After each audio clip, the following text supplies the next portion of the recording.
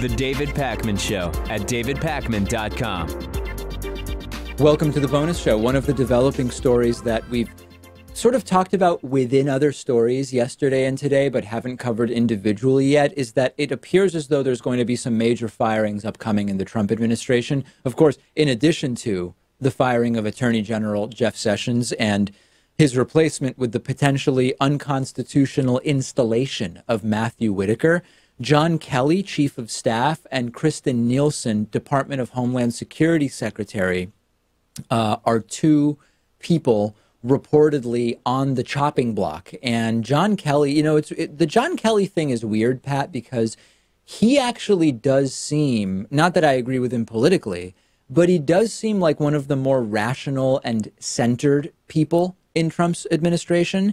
And it's very clear that there's just no place for that. Trump needs his extremists to be able to do their thing unfettered by John Kelly.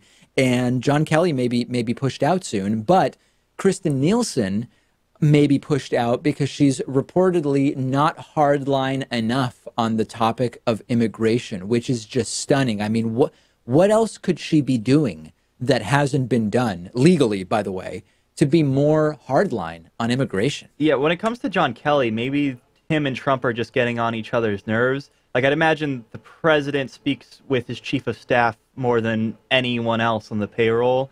And John Kelly has been in there for over a year now. He's been on record as calling Trump quite a few choice words. And so maybe they just are reaching a boiling point and it's time to move on. But yeah, Kirstjen Nielsen, I mean, she's done everything that Trump has asked for. Maybe she hasn't done a good enough job at separating families or trying to institute travel bans, or I guess not doing a great job at putting up that border wall that Trump campaigned for. Well, that actually is part of it, which is that earlier on, like months ago, Donald Trump was more aggressively taking credit for various methods of, quote, securing the border that he claimed he was doing. And he blames Kristen Nielsen for being responsible for kind of just moving back to what was going on under Obama, which was still pretty damn aggressive if you have any sense of what the sort of range of those policies would be. My concern, Pat, is that if Kristen Nielsen is not extreme enough for Trump, what is the next person going to do? And can we stop it? Because it's going to be horrible. One name being floated right now, a particular former Secretary of State in a state who lost his gubernatorial election. That person is Chris Kobach, Trump's Voter Fraud Commission vice chair. That could be the next Department of Homeland Security head. You know what's interesting about that? The 3 to 5 million illegals, 3 to 5 million people voted illegally thing, putting Chris Kobach in charge of that. It's a way to antagonize Hispanic people.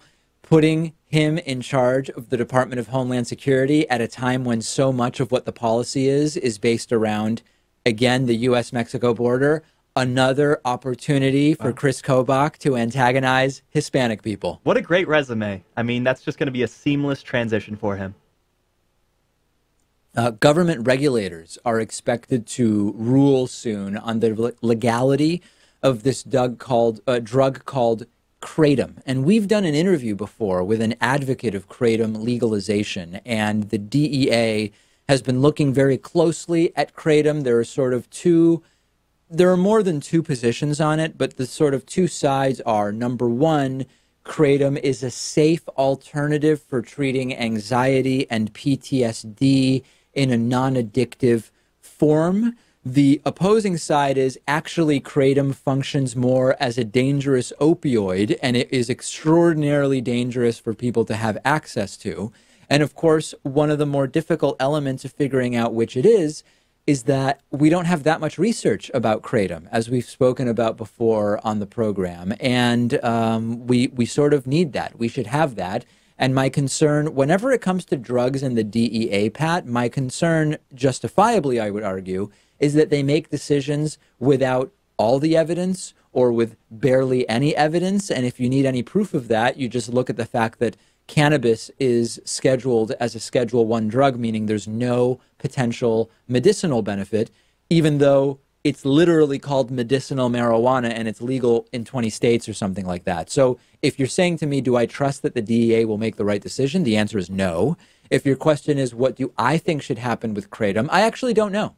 Yeah, kratom does sound like an interesting substance. It's not something that I've tried, but I hear in small doses it has similar effects to caffeine, and then in larger doses it has similar effects to opiates.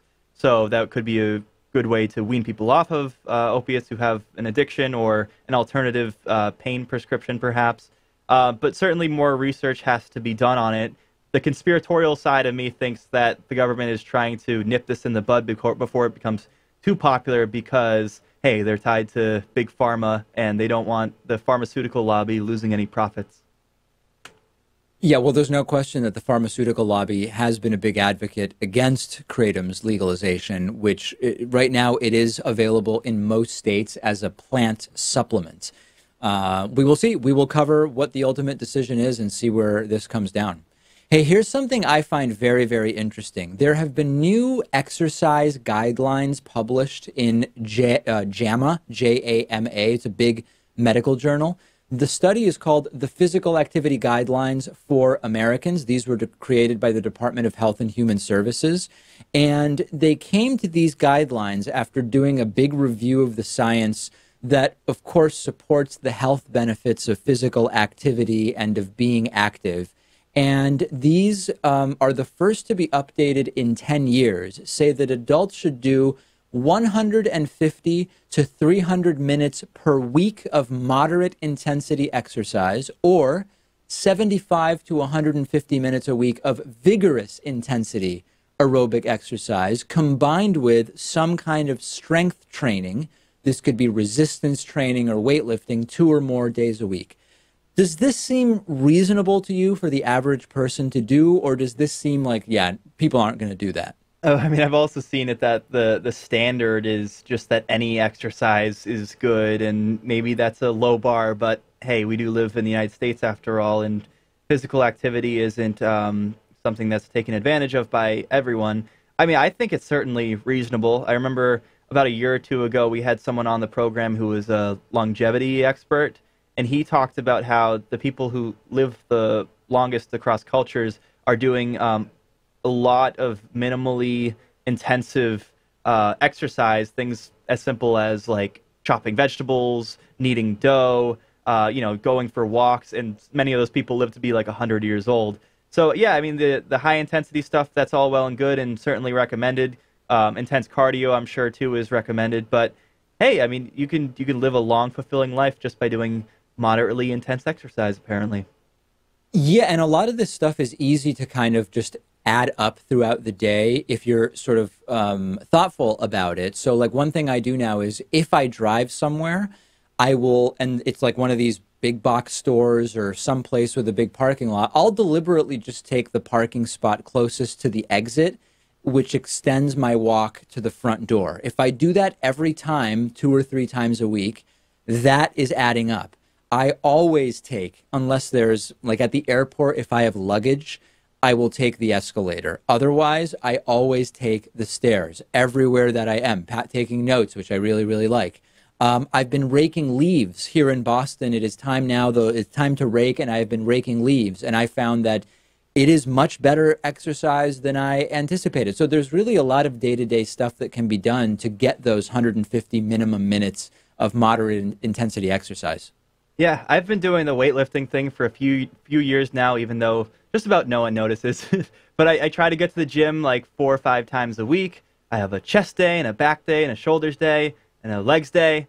And that works well for me. I'm not too big into cardio. I get very bored, and I also find it to be a lot harder to go on a long run as compared to just doing like a few sets of high-intensity training and then just taking a breather for a little while. I mean, weightlifting, you can lie down while working out. You can't do that with other forms of exercise. No, you certainly can, although they do have those recumbent bikes where you are kind of laying down while bicycling, which people at the gym seem to like it, but I've never actually tried that one, but maybe I would. And it's also really important to remember that whenever we talk about diet and exercise, there are differing views about what percentage of health is dictated by one versus the other. But a lot of recent studies suggest that for your sort of net body composition and weight and baseline health level, that diet is more responsible than exercise once you're doing a minimum amount of exercise and mobility, mobile activities, that diet is actually going to be most responsible for health and weight, assuming, of course, that you're getting around and moving around at least to some degree. So those are the new guidelines.